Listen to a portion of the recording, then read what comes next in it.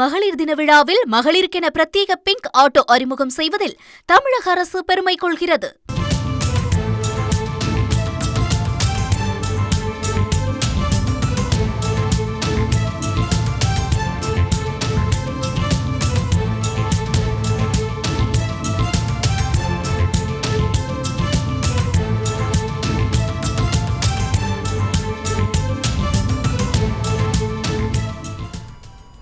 நாம் தமிழர் கட்சியின் தலைமை ஒருங்கிணைப்பாளர் சீமான் வீட்டு பாதுகாவலருக்கு ஜாமீன் வழங்கி சென்னை உயர்நீதிமன்றம் உத்தரவை பிறப்பித்திருக்கிறது. விவரங்களை செய்தியாளர் சுரேஷ் கேட்கலாம். சுரேஷ், இந்த வழக்கின் முழு பின்னணியும் விவரிங்க. வணக்கம். நடிகை விஜயலட்சுமி அளித்த புகாரின் அடிப்படையில் பதிவு செய்யப்பட்ட வழக்கில் ஆஜராகும்படி கூறி நாம் தமிழர் கட்சி ஒருங்கிணைப்பாளர் சீமானுக்கு வலசவாக்கம் போலீசார் சம்மன் அனுப்பியிருந்தார்கள்.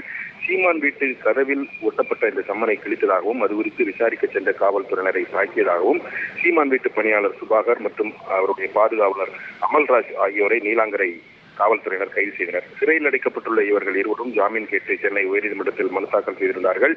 இந்த மனு நீதிபதி சுந்தர்மோகன் முன்பு இன்றைக்கு விசாரணைக்கு வந்தது.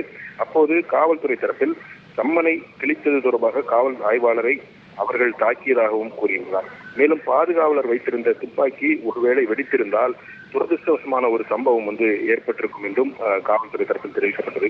சொந்த பாதுகாப்புக்காக துப்பாக்கியை தவிர அடுத்தவரை மிரட்டுவதற்காக துப்பாக்கியை வைத்திருக்க அனுமதி இல்லை என்றும் காவல்துறை தரப்பில் தெரிவிக்கப்பட்டது. ஆனால் மனுதாரர் தரப்பில் ஆஜரான வழக்கறிஞர்கள் ஜாமீனில் வெளிவரக்கூடிய பிரிவுகளில் வழக்கு பதிவு செய்யப்பட்டிருக்க காரணத்தினால் இருவருக்கும் ஜாமீன் வழங்க வேண்டும் என்ற ஒரு கோரிக்கையை முன்வைத்தனர். இதையடுத்து துப்பாக்கி உரிமையை மீறி அதை பயன்படுத்தியிருந்தால் அதை ரத்து செய்வது தொடர்பாக அரசு முடிவெடுக்கலாம் என தெரிவித்த நீதிபதி இருவரையும் ஏற்கனவே இதற்கு மேல சிறையில் வைத்திருக்க வேண்டிய அவசியமில்லை என கூறி இருவருக்கும் ஜாமீன் வழங்கி உத்தரவிட்டிருக்கிறார்.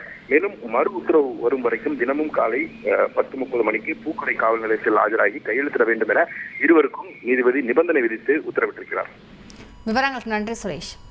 உலக மகளிர் தின விழாவில் மகளிருக்கென பிரத்யேக பிங்க் ஆட்டோ அறிமுகம் செய்வதில் தமிழக அரசு பெருமை கொள்கிறது.